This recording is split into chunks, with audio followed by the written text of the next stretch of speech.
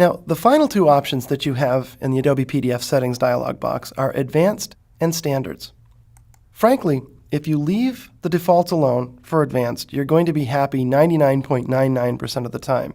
If you want to know what these settings do for you, then you may consider clicking the Help button and finding out, for example, that using the Prologue PS and the Epilogue PS is a way to control the dot structure of a halftone within a PDF file.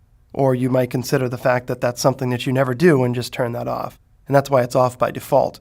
Although you can leave them alone, it is worth spending just a little bit of time to determine what these things might do for you, because as you create a set of Adobe PDF settings that you'll want to use over and over again, you may choose to use Convert Smooth Lines to Curves as a way to improve the performance of Acrobat somehow.